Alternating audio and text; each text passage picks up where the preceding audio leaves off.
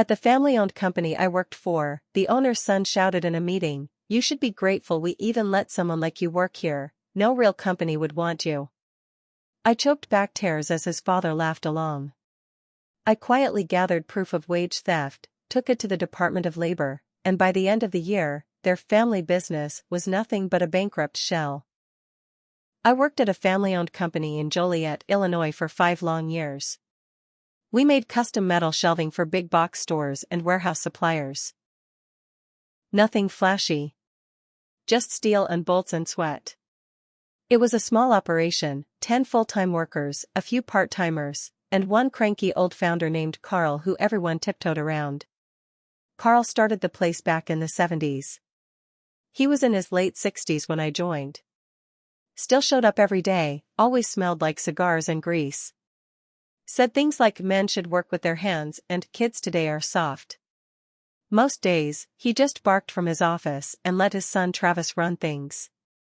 Travis. Now he was a different kind of awful. Where Carl was old school and rude, Travis was loud and smug. He was in his mid-30s, dressed like he was going clubbing, not running a factory.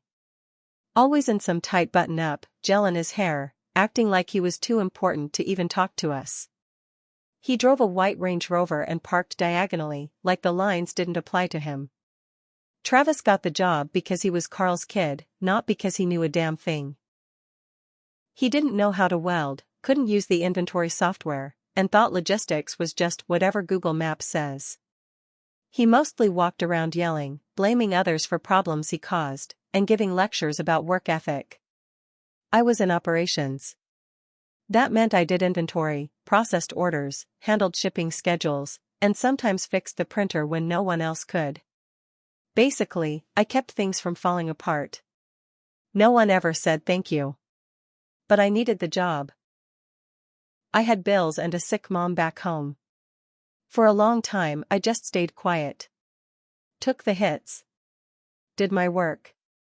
But one meeting changed everything. It was a Thursday.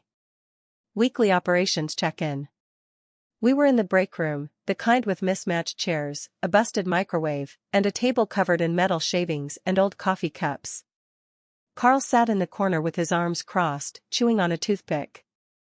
Travis stood at the front like he was running for mayor. He started going off about time theft. "Too many of you think lunch breaks are optional," he said, pacing. "I'm not paying people to stand around and eat." Then he looked straight at me. "You especially," he said, pointing. "You've been skating by for years." I froze. Everyone looked at me. Some awkwardly. Some with pity. Then Travis snapped. "You should be grateful we even let someone like you work here," he said. "No real company would want you." I remember the silence. You could hear the HVAC kicking on. My ears rang. Then I heard Carl chuckle. Not loud. Just a smug little laugh, like what his son said was funny. I didn't say a word. I felt heat behind my eyes, but I didn't let it show. I swallowed hard and stared at the floor. The meeting moved on. People went back to work. And I made a choice. That night, I stayed late. Not because I had to, because I wanted to look. I had a feeling there was more going on than just rude behavior. I pulled out my own timecards first. We clocked in using an old fingerprint scanner that sent info to our payroll system. I'd always saved screenshots of my weekly punch-ins, a habit from a warehouse job I had before. I compared my saved times to my pay stubs. I was missing hours. Sometimes just 20 minutes. Other times over an hour. It wasn't every week, but it added up. I did the math. I was shorted around 50 hours in the past year. That's over a full week of unpaid work. I checked more. I printed some old schedules, matched them with pay summaries I had access to. It wasn't just me. Over the next few weeks, I went quiet. I worked like normal. Smiled at Travis. Nodded at Carl. But every chance I got, I gathered evidence. I found emails where Carl told HR to trim hours to avoid overtime. I found hand-edited timecards where he crossed out 8.5 and replaced it with 8, all in pen. I found notes like Rick took 25-minute lunch, Doc 10 minutes and Ashley left at 4:45, not 5.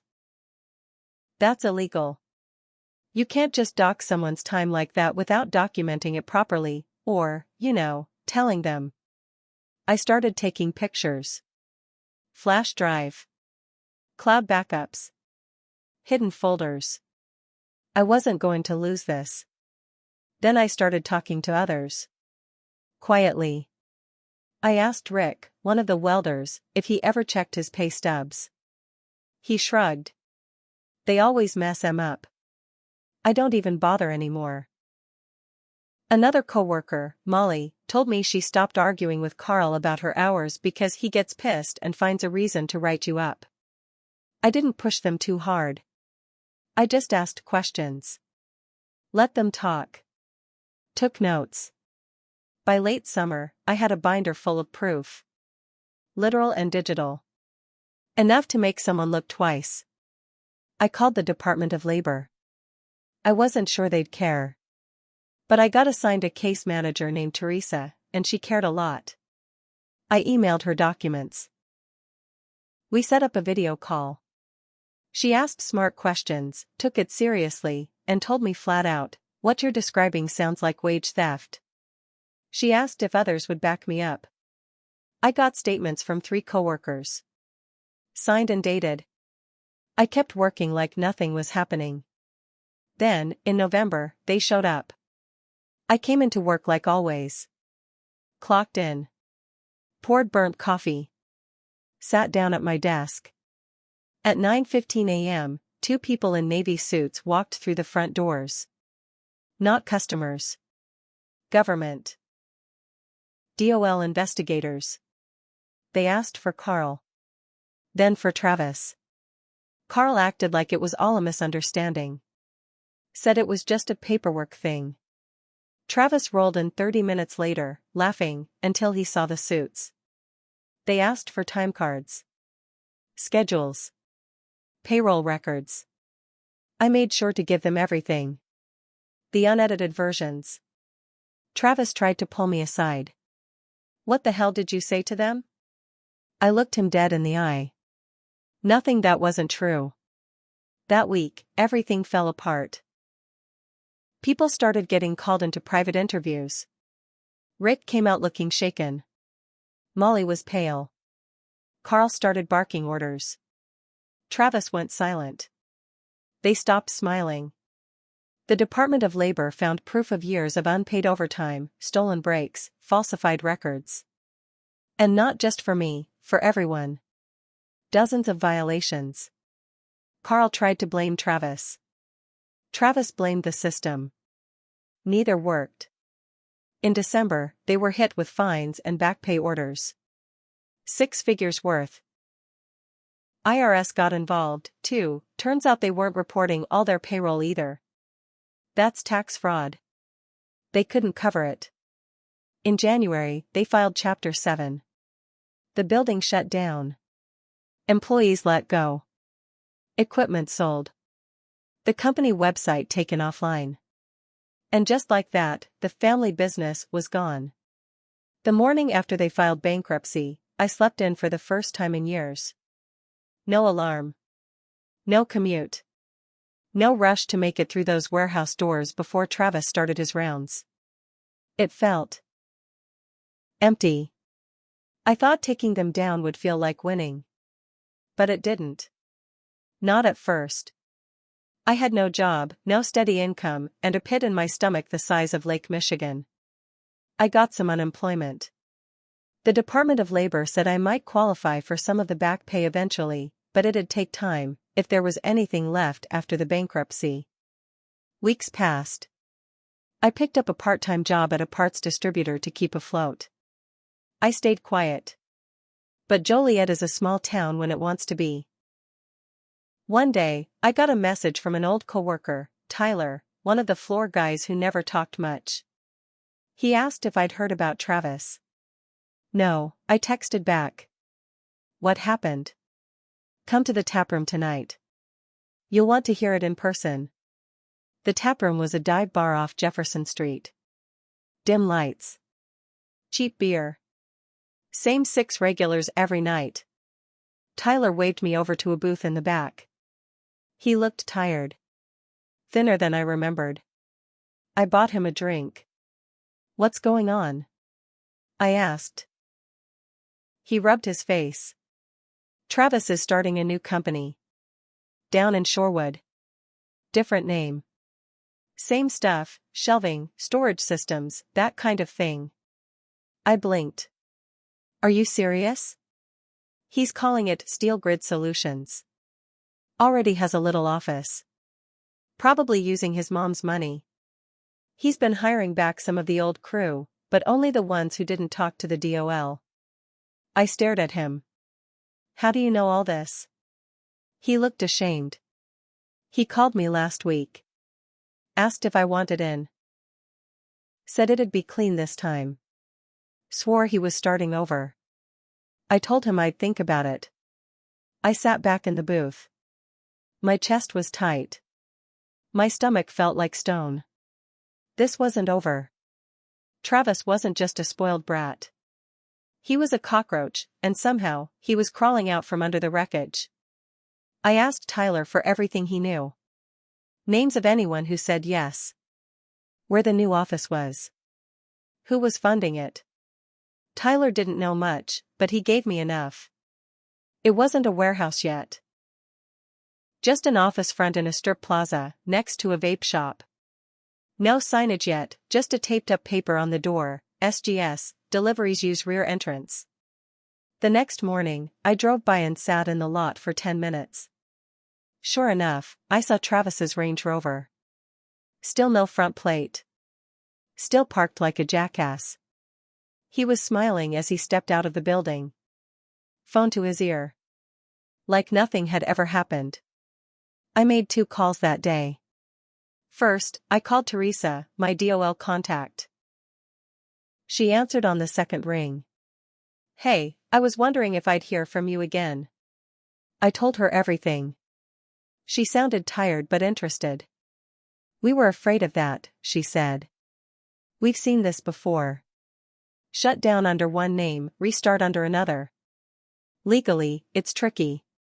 But if he's bringing back the same people, same practices, and trying to dodge liabilities, that's worth looking into. I asked what I could do. Watch. Listen.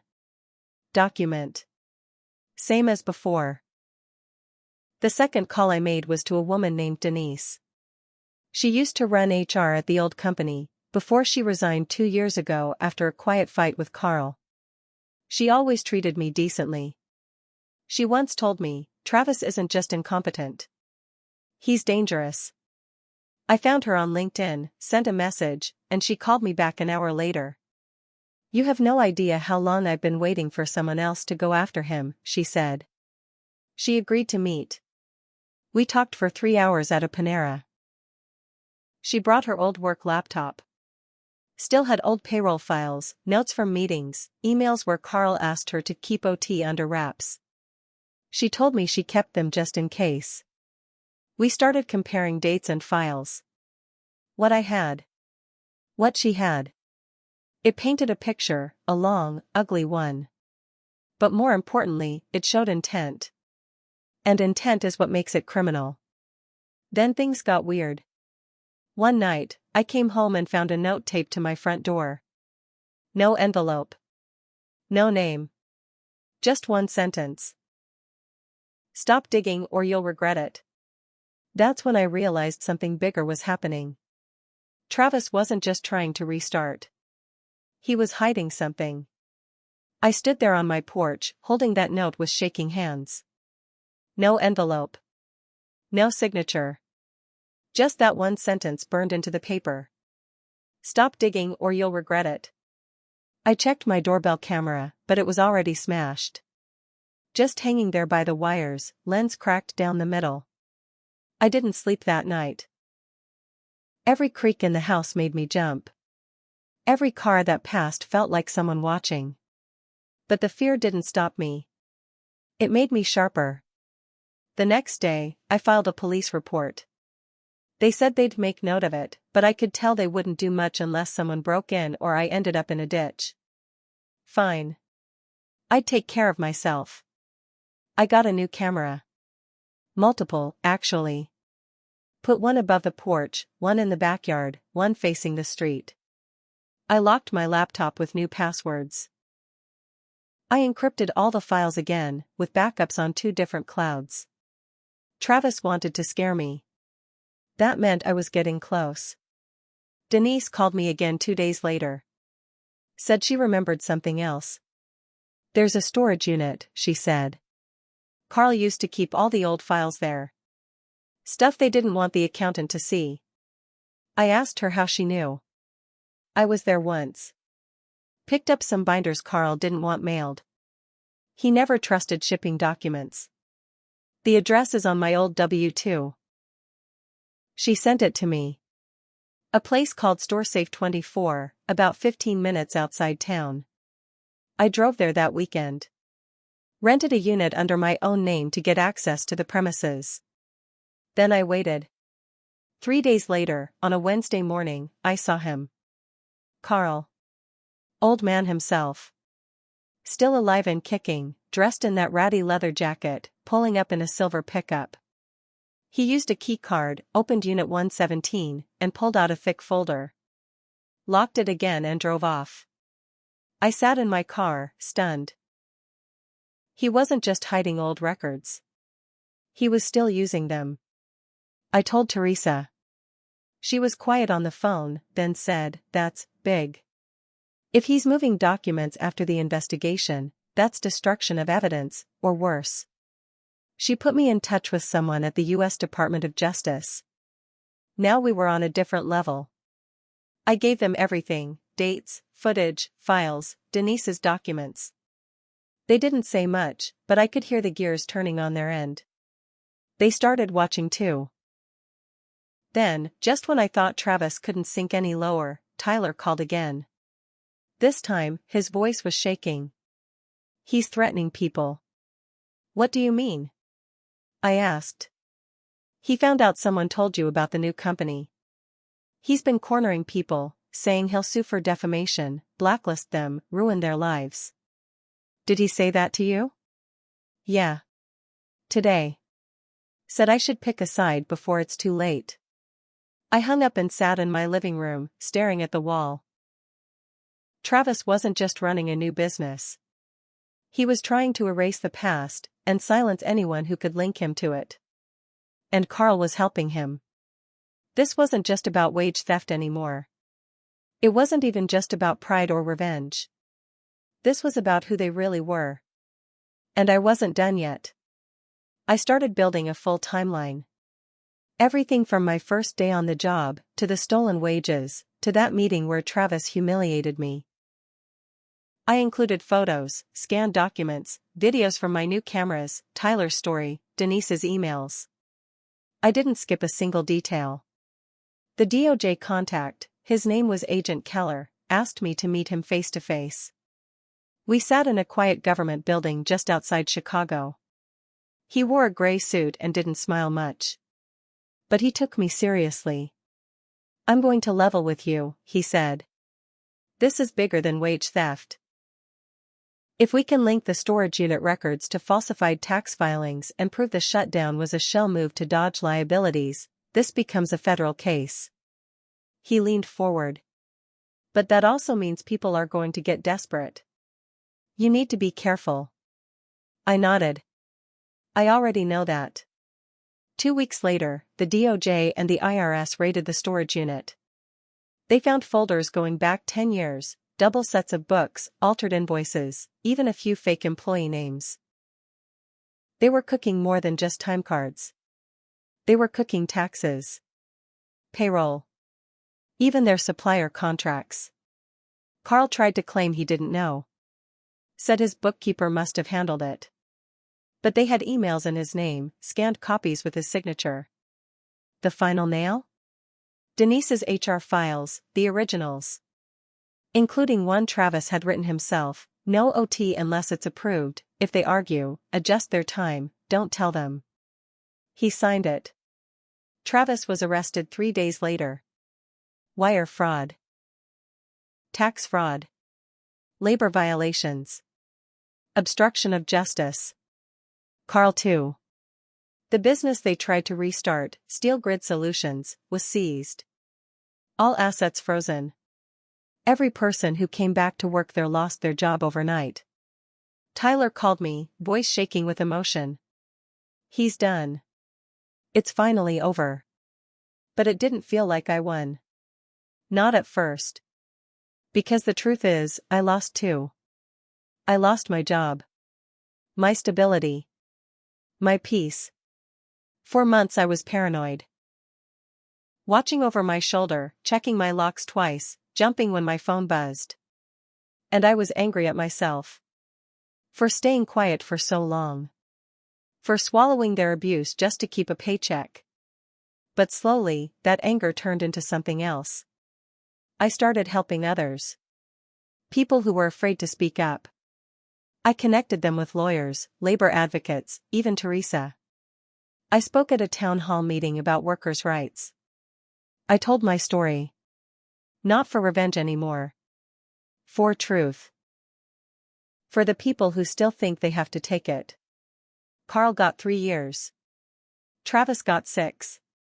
Not enough, if you ask me. But it was something. And they lost everything, the company, the building, their money, their reputation. Their last name, once respected in this town, became a joke. I still get emails from former coworkers, thanking me. One line stuck with me, "You were the quiet one. None of us thought you'd be the one to burn it all down." But I didn't burn it down. They did. I just lit the match. And I'd do it again.